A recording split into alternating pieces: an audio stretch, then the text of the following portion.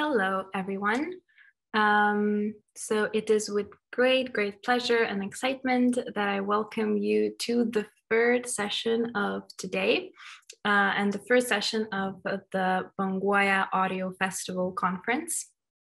This one is called Creative Talks, Personal Journey to Audio Storytelling and Life-Changing Stories.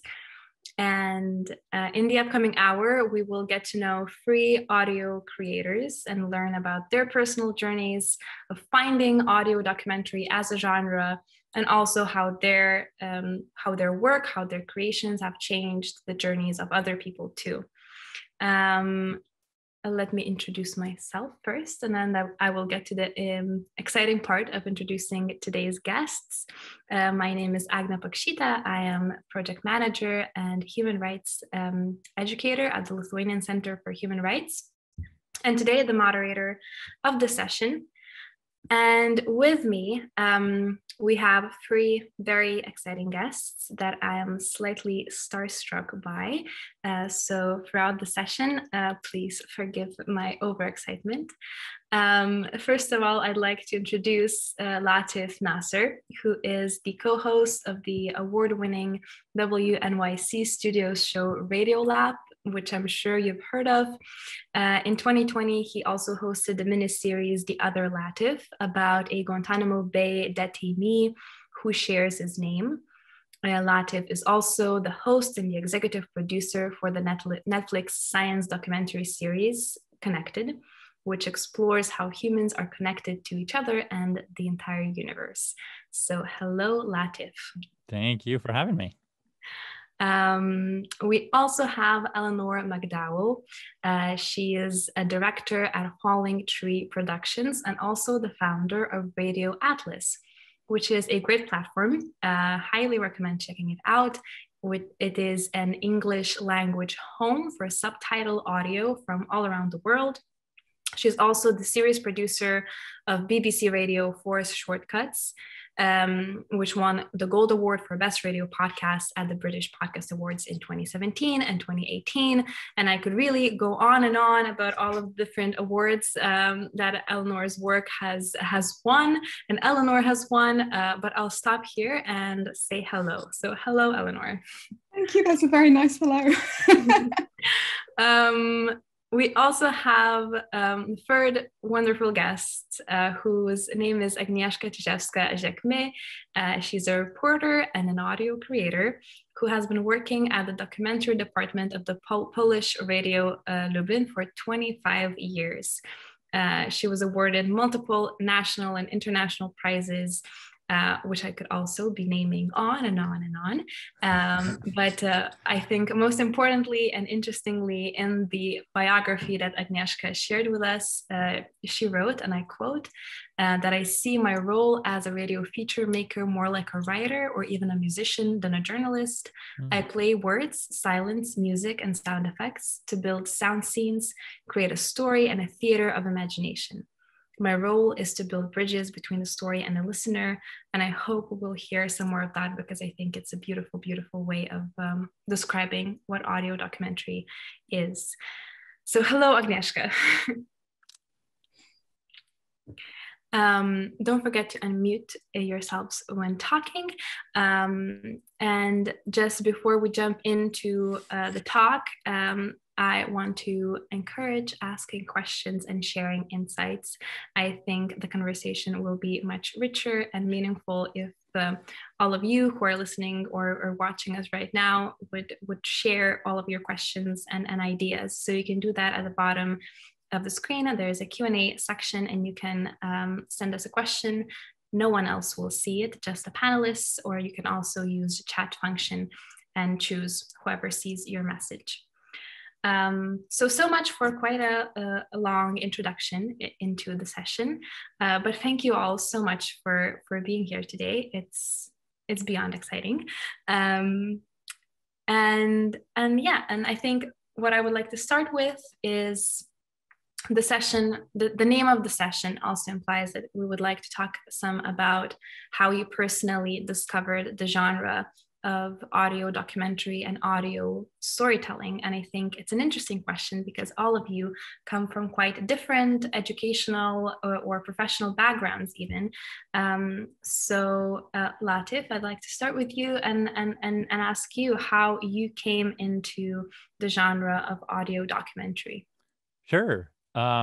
Yeah, and I'm so excited to hear my fellow panelists' responses to this. For me, it's funny. A lot of the people I work with, they grew up listening to public radio. Radio was a constant soundtrack of their upbringing. Not for me. Like for me, never was something sort of particularly important to me growing up. As an undergraduate. And in high school and as an undergraduate, I was interested in theater.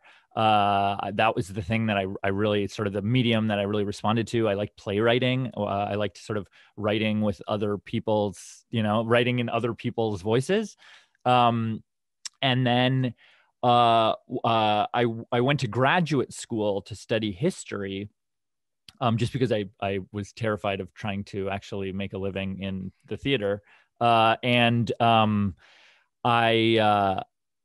I was there, I heard this podcast. It was actually Radiolab, the podcast I work for now. And I had never heard a podcast before. That was the first podcast I ever heard.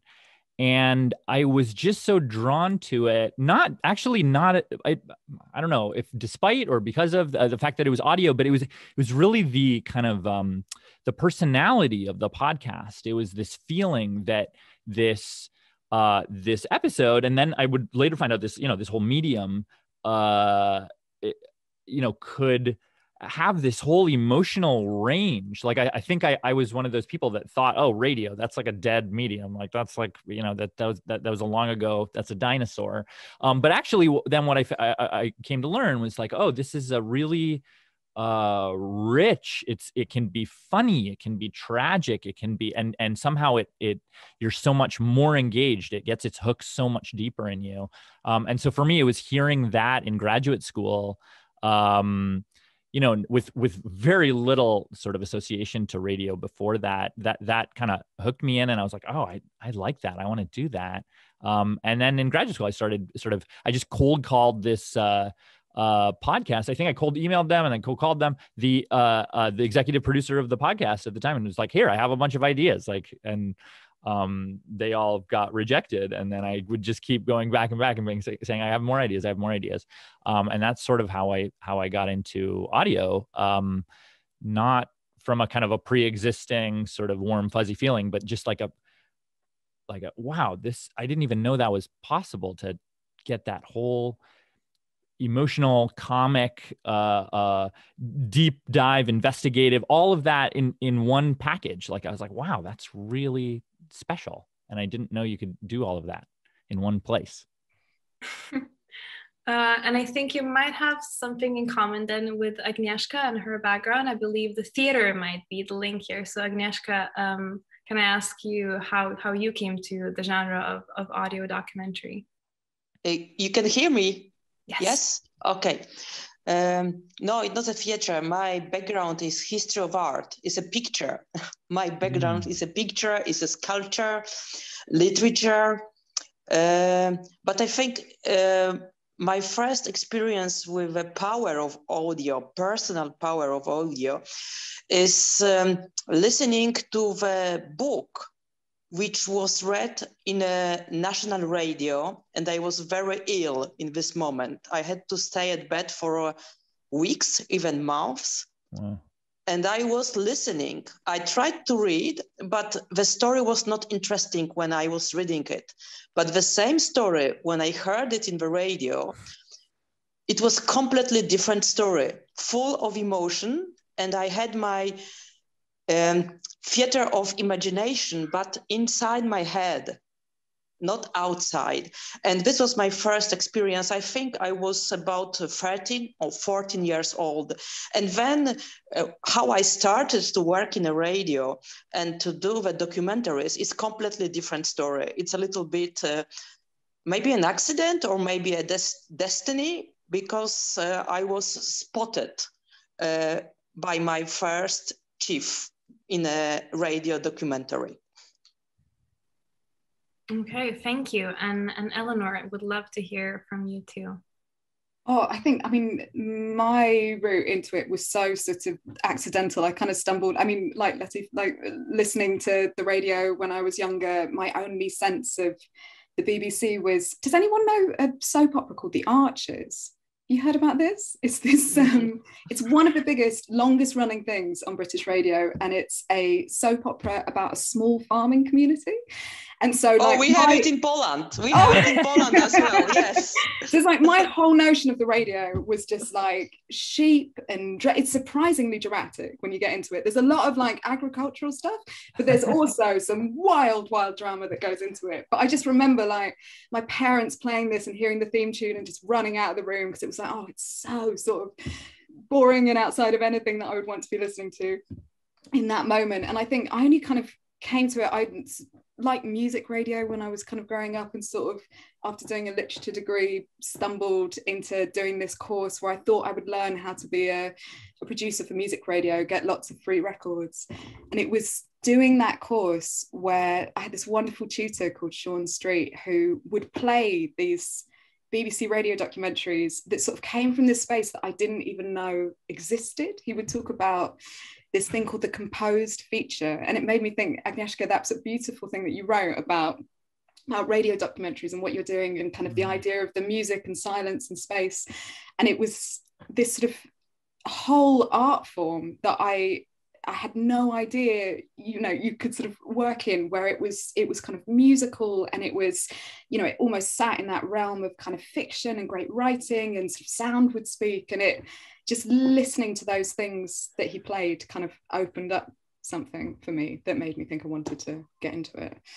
And then I wrote an idea for a Radio 4 documentary, sent it to the person that I now run Falling Tree with, a wonderful producer called Alan Hall. And I don't think he thought very much of anything that I'd made or of my idea, but he was like, fuck it, put it into the pitching round and we'll see if it gets commissioned. And then it did get commissioned, and I just like plung on for dear life after that. But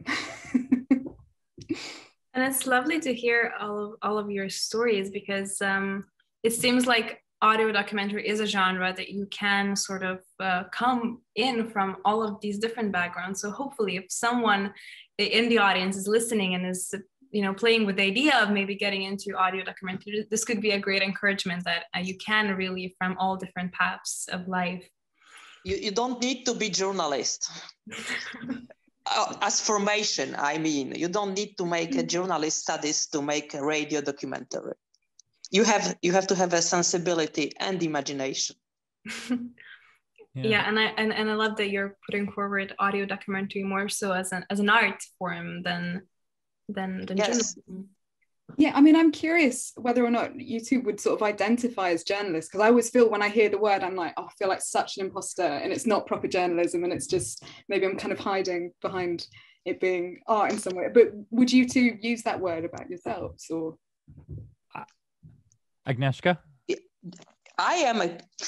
I think I am part journalist, but I don't know if I understand well what we are talking about now. It's about my English now, but I think I am journalist, but my work go beyond the journalism. I'm not only journalist working on effects. I think the documentary, a real documentary, is a story about what happened, but it is a story as well about something else. And this little something else makes this story being universal, great, listenable, and moving, touching. Yeah, I sort of agree with that. I think I like a few years ago, I think I would have been in the same place as you, Eleanor, where like just like a little bit like bristling at being called a journalist. But I think partly the series I worked on, the other Latif, and just the last few years, the Trump administration, COVID, I mean, like covering those kinds of things, like I feel like has made me feel more of a like fraternity with other journalists, even though I'm a lesser, I'm the little sibling. Oh no, I don't think it's lesser. I sort of feel I think when you think about documentary, when you think about what you want to talk about, you have to be fixed on a human being. Yeah. This is the answer. Why we are not only journalists, because the journalists, they are very often fixed on what happened, on the facts. Yeah. But if you stay very close to the human being, your story will be different. Yeah, I entirely agree with that. And I think that there is it almost is like playwriting. I think like it's like you're allowing that there is the sort of who, what, why, of the story that, I think most journalists like that's the bread and butter. But I think for us, it is staying right close to that person, like, and looking at finding the complexity, finding the stuff that doesn't fit that story, and really trying to let that complexity like flower into something completely different that you didn't expect. And I think the journalists, they are asking question when, who, what, but when you start asking question why, you go much further than the journalist. And I think I'm hearing the answer to one of the main questions that I came into the session with, which is lovely that the conversation naturally sort of hit one of the answers, at least a part of it. Where I wanted to go was that the festival Banguoja, which the program we launched today, it's all accessible online now. A very strong focus of the program are social issues, human rights related issues, and the entire program touches upon so many different aspects of the human rights field. So whether it is the LGBT experience, hate speech, women's rights and reproductive health and all that. So I wanted to ask you whether you think that audio documentary and audio storytelling has some sort of specific power to talk about social issues, and where do you think that power lies? I love that Agnieszka said that the focus is the human, and maybe this is the answer to the question, but I would love to hear more of your thoughts on that. So whoever would like to start. I do think that is something so fundamental, and so I think the power that we have, it's compared to other powers, like compared to a surgeon or compared to a, it's like they're not great powers. Like we just can talk really loud. Like that's our power, right? We can like arrange little bits of music in a row. Like that's our power. But actually it is quite a powerful power. I think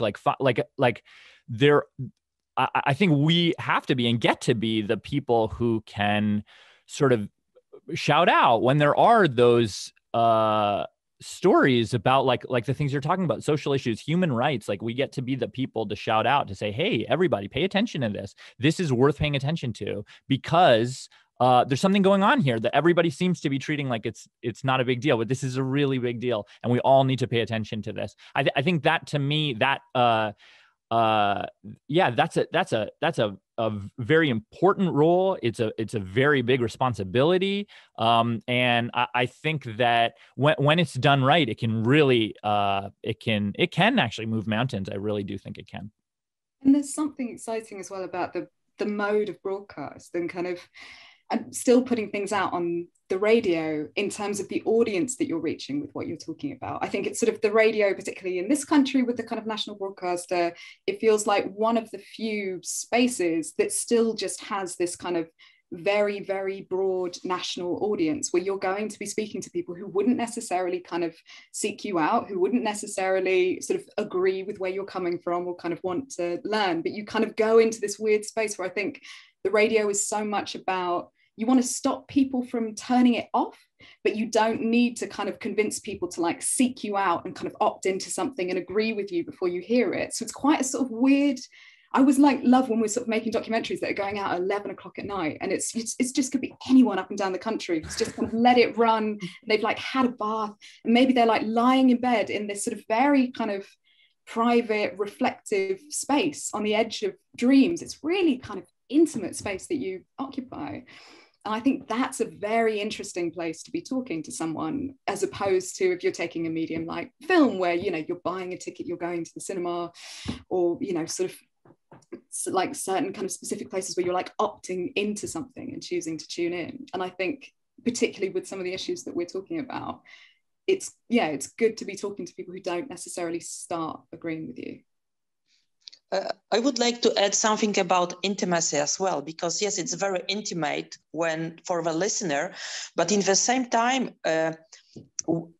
we like as authors, we have the chance to be very intimate with our protagonist, with the people we are talking to. And I think this is the power of a radio in a social issue. And this is this building bridges between the people, because we are very close to the listener. And in the same time, we are very close to the person who gives us the story, because she or he trusts us. We are very close to her or to him. And it's a really real and really truthful story in this moment, and very direct. And in the same time, we are not searching for a sensation. We go deep in a story, because we have this human being with all his or her feelings. And when I am thinking about the social issues, I'm never thinking about the problem. I'm thinking about I think how to humanize it. I'm thinking about my protagonist and this person. It's a little bit like Svetlana Alexievich approach. A human being is a drop, and it reflects oceans. So this particular woman, for example, reflects a huge story, a huge problem about the women's rights or something. I see it like that. Mm-hmm. And that also touches upon another question that I wanted to bring up, which is, in your experience, participating in the process of creating an audio documentary, what does that mean for the owner of the story, or the protagonist, as Agnieszka phrased it? In your experience, do you have any stories or any particular people that come to mind when you think about the impact of participating in that process of creating a documentary? I think every documentary I made started with a meeting. And the meeting means being close, exchange, and understand each other. So I think every meeting makes an impact on me, and I think it's mutual. It makes an impact on the person I'm meeting, and I feel myself personally responsible for this story. And when I am responsible, it means that I have to treat it in a very careful way. I don't know if I make it really clear in English. But I think the most important for me here is my responsibility for the story. And as well, responsibility of the impact on the listener in the same moment, because I'm not thinking as someone who is changing the world. I think we are making little steps, step by step. Each of us can change something in a people mind, in a way of approaching a problem. Or, for example, we can give something which I think we name it in Polish, and I think in English as well, catharsis. So, yes. Yeah, Latif, and were you about to add? Yeah, well, I had a bunch of thoughts based on that. But to go back to your question, which was about, wait, remind me what your question about. I just had a whole bunch of thoughts that were pinging off of there. But of course, I was asking about how the experience of participating in the story making of an audio story affects the protagonist, the owner of the story. Yeah, there is a real, like, I feel like I've seen that go so many different ways, like from the one extreme where like the sort of biggest, most recent story that I did was about this, as you mentioned, this detainee from Guantanamo Bay who literally didn't have a voice. He didn't have a way to, like, I didn't have a way to connect with him. I could never interview him. I could only talk to him through sort of intermediaries, like his lawyer. And so like, we didn't have his voice. He was sort of the center of the story, but he wasn't a part of it. So in a way, like, I don't know, it was like I was doing a story about a ghost or a dead person or something, because he was just like, I just had so little of him directly.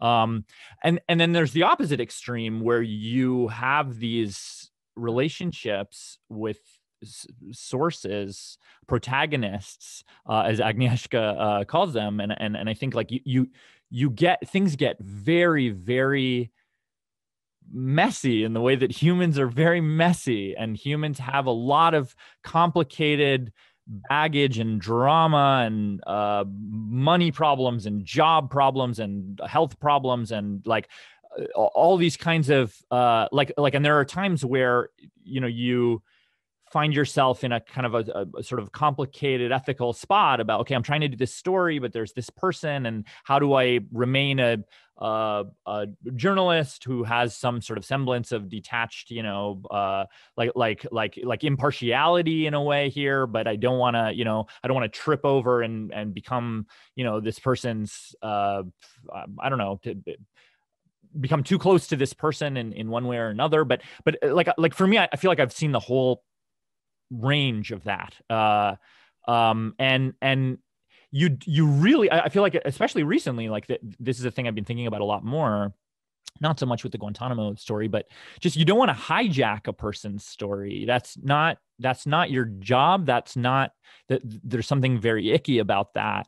But you do want to kind of do something that does feel authentic to them, that does feel like that they see and that actually reflects them. And so how do you, like, there's a kind of a gradient there too, of like how do you do something that feels honest and faithful, but not so faithful that it feels like some kind of a violation, like you're stealing something from that person, especially when you have a kind of a megaphone that maybe that person themselves doesn't have. So yeah, so I don't know. I do think about that a lot. Like what are the border? Where is the border? Exactly. This is the question, Latif. Yeah. I have the same things and thoughts and problems sometimes you record too much. It's great material, but you know that if you broadcast this, it will be too much. You must put a border as well to yourself. I think you are very right here. Yeah. No, I think that consent and power, I suppose sometimes we're in danger of talking about them as these kind of singular things, like obtaining an interviewee's consent to be in it, rather than looking at it as this sort of complex ongoing process. In the same way, and kind of examining the power, like you're saying, you know, you have a megaphone, you're coming into a certain space, you're maybe coming with expectations, you're certainly like bringing a body and an experience of the world, and sort of being kind of hyper aware and thinking of those things, and sort of how that might shift what questions you would think to ask, what environments you think to go in, where you feel kind of comfortable or uncomfortable, how you're reading someone's behavior. And I think that sort of awareness, it's this constant influx thing that exists throughout the process of making something, rather than kind of an assessment that you make about what's right or what you're doing. Mm-hmm. And I do think that a lot of those challenges, like when you're doing the kinds of stories that Agnė, you were mentioning, like the social issue stories, where often the protagonists are like vulnerable people, or people who have been exploited, or people who have been you know, who are very sensitive in that way. It's almost like, to me, like I imagine, like it's like the tightrope just goes way higher.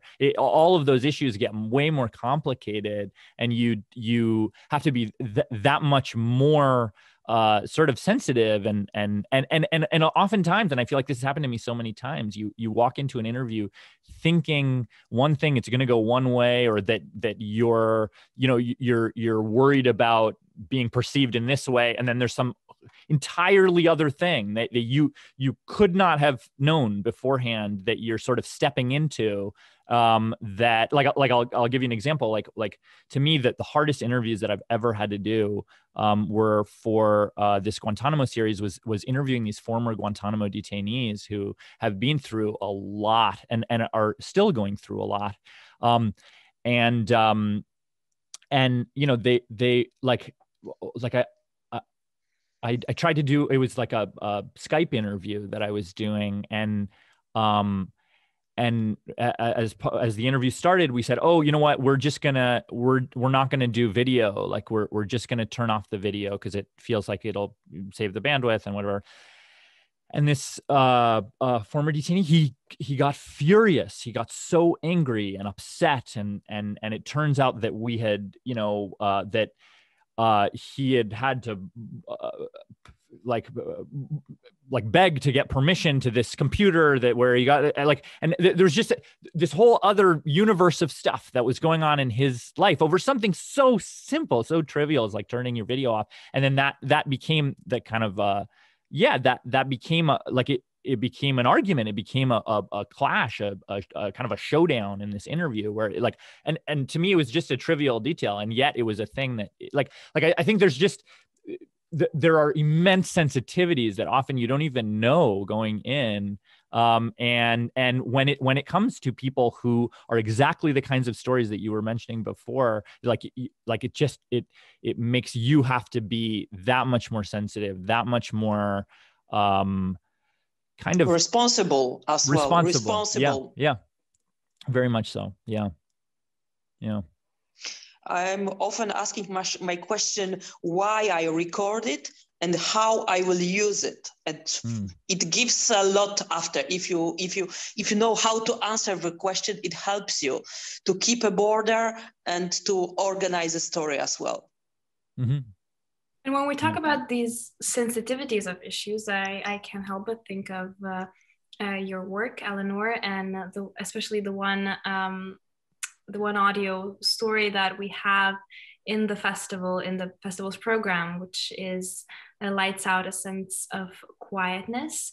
And I think talking about reproductive health, you must have encountered that sensitivity of an issue and depth of an issue firsthand. So I would like to ask you, what was it like to talk about abortion and to make a story about abortion, and then let the story live its own life and make its own change?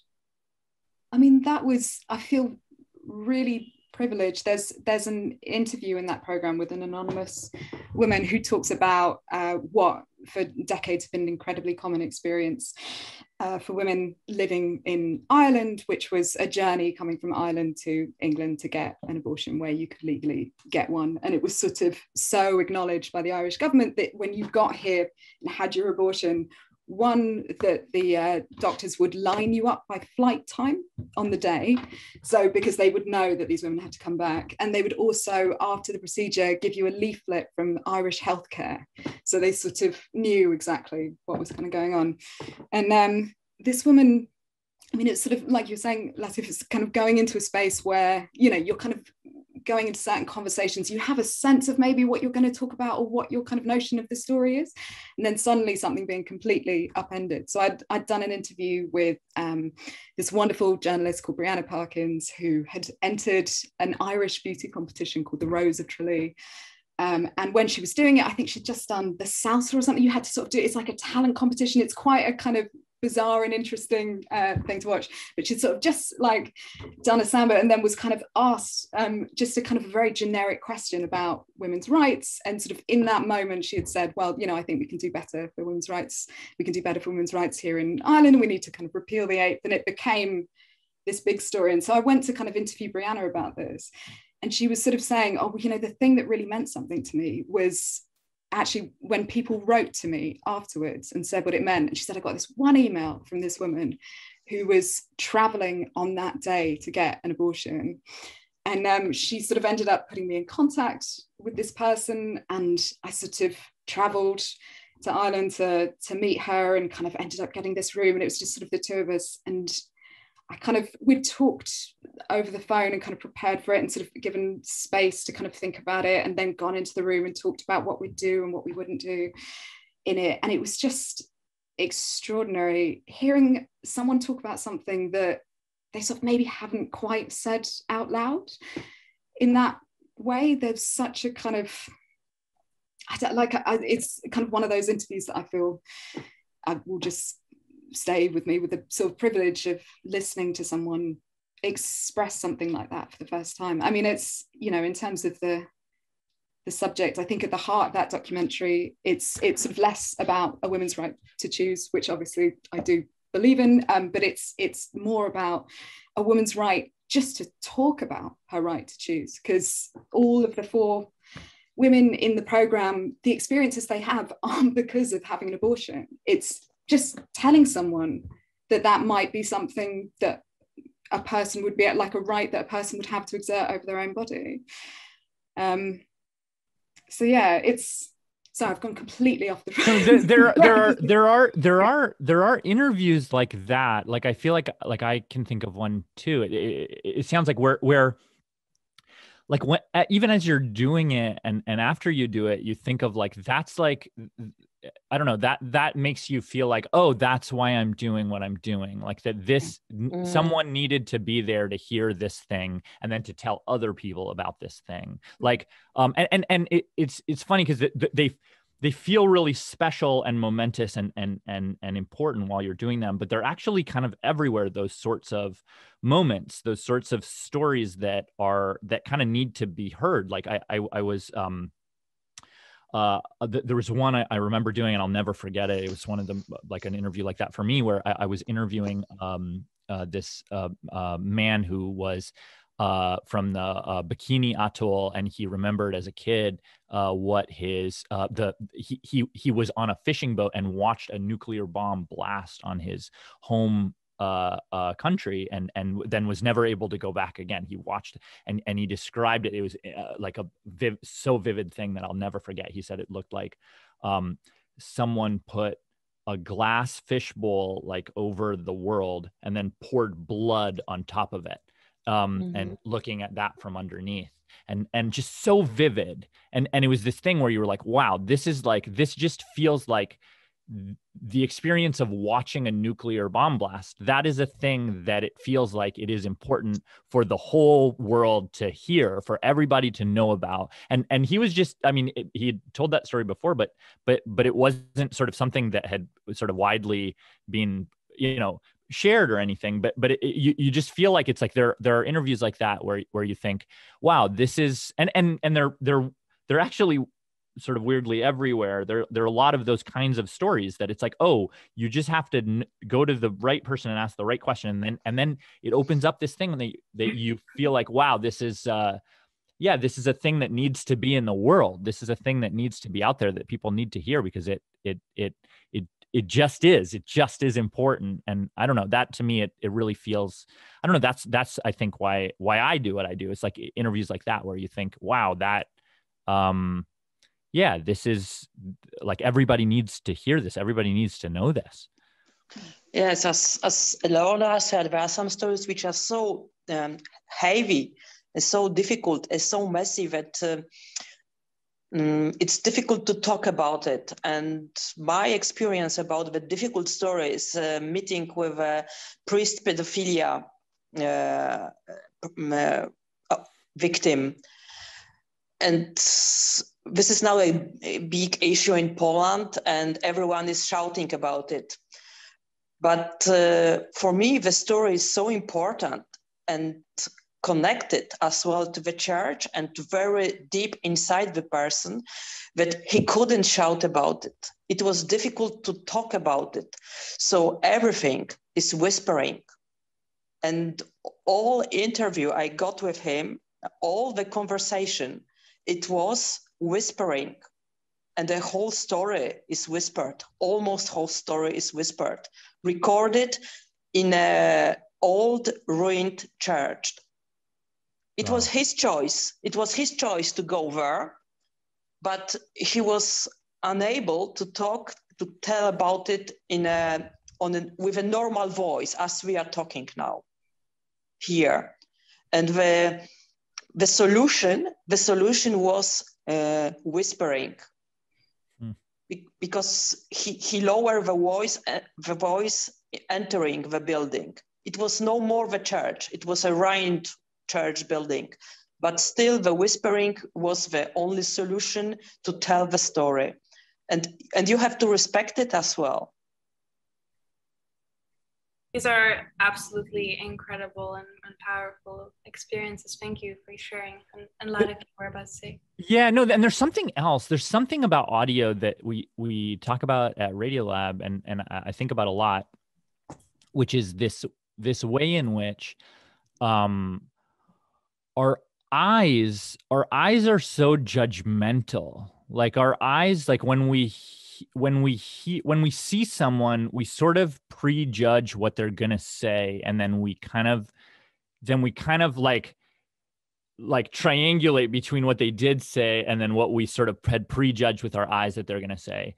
And when you are interviewing someone, like with just the audio, and then you're presenting that out into the world, what's kind of cool about that is that, and especially if people are listening like with earbuds, like you're literally putting that person, it's like a shortcut into that person's brain. Like you're letting that person's voice live right in that person's brain, sort of bypassing their eyes and allowing them. And I mean, we judge voices and everything as well, but like allowing them to be heard in a way that, like, without that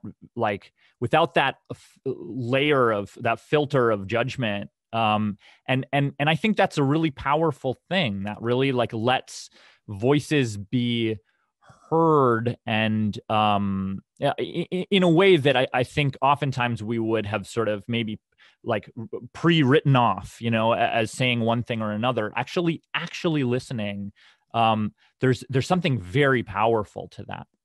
Because it's that depth of listening. I always think about the idea of how a listener is co-creating something with you. And like Agnieszka, what you're talking about with like the music and the silence and the space, it sort of feels like these moments where not only is kind of like you're saying that the like voice is sort of sitting inside your head, but also those images are being kind of rendered and created where, you know, with great audio storytelling where you get kind of pulled into it, you've kind of constructed so much of it that you're so kind of embedded in that mode that it will stay with you in a very kind of deep way, where I like thinking about the difference between being passive and active as a listener.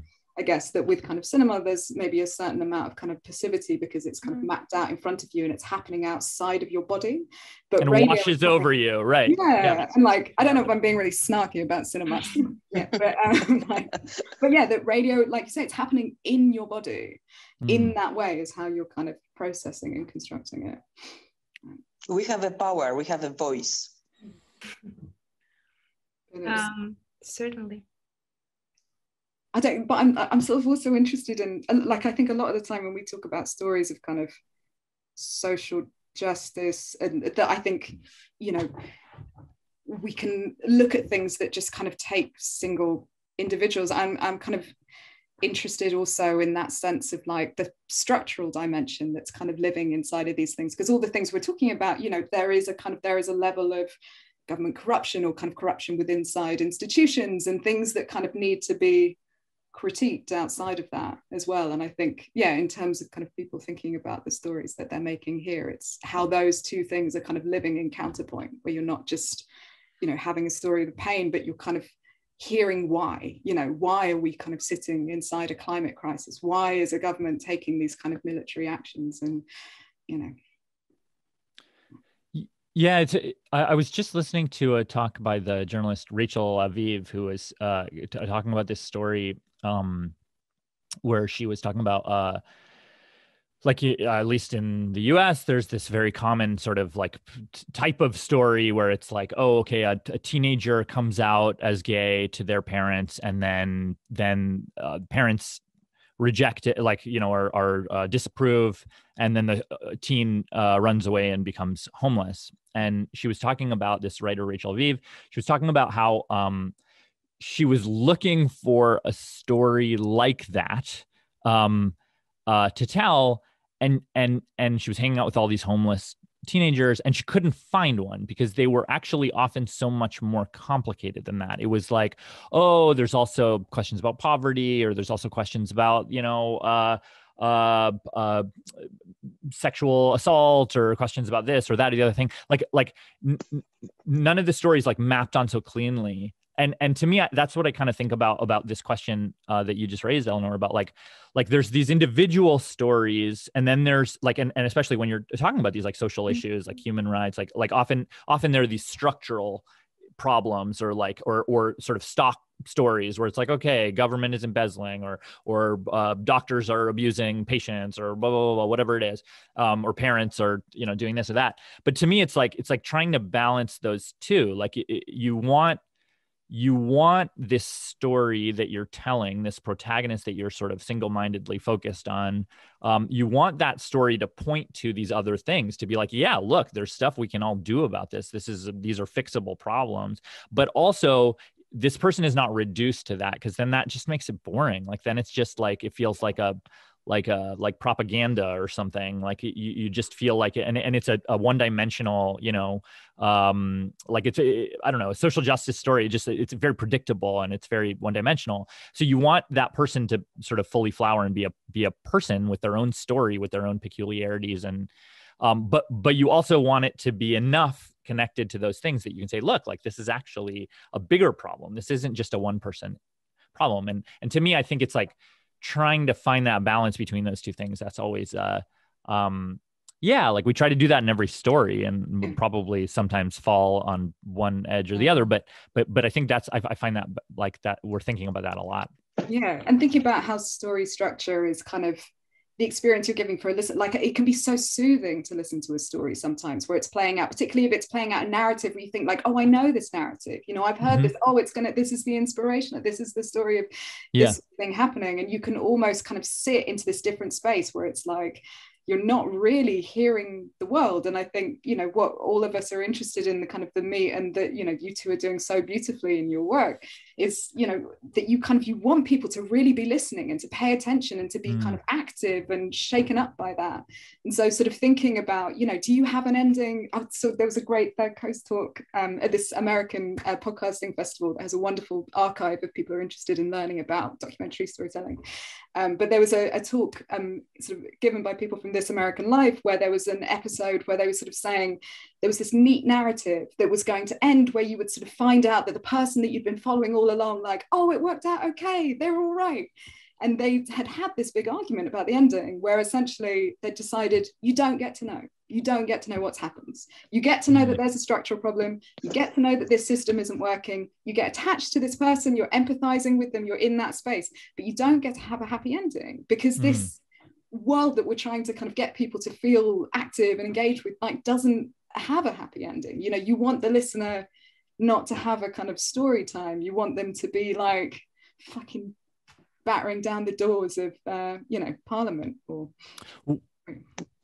I don't know if you want them to knock on a parliament door. I prefer that they think and change a little bit something in their own lives as well. Yeah, that's true. That scale of like it's okay to go to the parliament, but we have to change a little bit ourselves as well. It's great. We had a kind of a similar, I mean, I guess not an issue, but so I did this profile with my colleagues. We did this profile of this Guantanamo Bay detainee who has my name. So there were 40 guys left in Guantanamo Bay. It is a black hole of a prison where they sent people. And now under the Biden administration, they let out one guy. And the one guy they let out happens to be the guy that we did the profile about. So that's great. It's, as you say, it's the happy ending. It's actually the ending. Like it couldn't, like a guy who we believe, based on our reporting, like really deserved to get out. But how do you cover that story without, like, pointing back to being like, hey, there's 39 other guys. We just profiled this guy, but we could equally well have profiled these, you know, a bunch of these other guys, maybe not all of them, but a bunch of these other guys who are in similar positions. And yeah, like that happy ending, it's real and true and honest for this guy, but it's also like, you feel like it's sort of, in some way, it's like detracting from the bigger story, where you're like, well, look, but there's this thing is still going on. These people are still here. Yeah. And how do you, I don't know. How do you do both of those at the same time? How do you celebrate this guy? Cause it's real for him. And that's a real wrong being righted. But also to say, hey, wait a second, there are still 39 other guys here that we need to all pay attention to, because like we're all complicit in, at least Americans are complicit in locking them up and throwing away the key and never trying or charging them for, you know, almost 20 years. Yeah. And I think we have one question that relates to what we're talking about in a way, because we started talking about these difficult, uncomfortable subjects that are not only uncomfortable to hear, but also to cover. So the question goes, I would like to ask, how do you as creators maintain your emotional health, especially when working with these difficult issues? How do you take care of yourselves? Thanks. So do you have any ideas on how to take care of yourself as a creator when covering these issues? Either of you? You worked hard. It's a difficult question. I was never thinking about it. I think it's a good and important question to be kind of thinking about as well, because sometimes I suppose you can have that danger of thinking that you've got this distance, like, you know, being the kind of photographer on a scene who's kind of looking through a lens or holding a microphone, and often you can have that experience where you're sort of in a place and your equipment is this sort of weird artificial barrier where you're like, you know, you're trying to be very, very present and aware of the other person and kind of in that space. And I think when you leave that, you know, of course it impacts you. Of course, when you're listening to it back, you know, you're in that space where it's kind of getting under your skin. I don't have a good answer to it. I just think it's a good question. I'm kind of curious to know if you got any strategies. I don't know. I like, to me, I think yeah, there are definitely times where you get sort of pulled in by the emotional undertow of a story. And again, there are like times I just think back, like I sort of flash back to all these times where I interviewed all these former Guantanamo detainees, and they would tell you things about their situations that were really bleak. Like one person said to me, and in a way, this is a testament to how like horrible some of these post Guantanamo situations are for these guys who can't get a job, who can't have a life, who are in countries where they don't even know anybody, they don't even speak the language. They are really like one detainee said to me, or former Guantanamo detainee said to me, I wish I was back in Guantanamo. This is even worse. Like, and you're like, oh God, this is like, it guts you. Like it's devastating and you can't stop thinking about it. I think that for me, the thing I do, cause I'm like a workaholic and I like making stuff, is like, I'll do a different story at the same time that is not emotionally draining or difficult or complicated or is that in a different way, or is like a light and fluffy, silly story that is like much less, complicated and is a place I can kind of retreat to and feels like just candy, you know? Like that's what I do. I don't know if that's like the healthiest long-term way to do it, but that's what I do. Soothing work, more work. Sorry, more work. Yeah, just do more work. More work. Yeah. I'm thinking about what just Latif said and Eleonora as well. It's not the first time this question is asked to me, but I like Eleonora, I don't have a good answer. Maybe the answer is that I'm not working at home. Never, ever. I don't take any montage and nothing to home. I'm closing the door and the door is closed. Maybe this is the answer. I try to find the space where I have my really private life, because the work we are doing, we don't have much private life. We are entering to the private lives of other people. We are taking part of them to our work, and we can be constantly at work. So I think maybe the answer is to find the space which is completely yours and private, and maybe just plant some plants, geranium or something, and contemplate it. I really don't have a good answer. I think maybe something, do not lose your sensitivity for the word. Maybe this is the answer. We cannot get a thick skin, something like that. But when you get a thick skin, you start to do your work in a very automatic way. So be sensible and try to have this little own space. Thank you. And I think this is a beautiful wish to send to all of the listeners that are with us, but also to one another. I don't think it's a good sign that in so many years of wonderful work, this is the first time, Agnieszka, that this question should come up more often. But in other news, it's almost 7 o'clock here in Vilnius, which means that the hour that we had for our conversation is almost over. And I want to thank you all once again for joining us for this conversation. I think it was very interesting and meaningful. And thank you for sharing so openly and sincerely about your experience with talking about, sensitive subjects and covering difficult stories. So thank you so much. Thank you very much. Thank you so much. And also for me, if there, because I think this festival is really exciting, and I'm sure there are a lot of really promising people out there. Like if there are people who still have questions, or you can tweet me, you can email me, my email's on my website, but yeah, go for it. Like we're rooting for you, and good luck. Thank you, Latif. Thank you, Latif. Thank you, Agnė. Thank you for being our host. Thank you.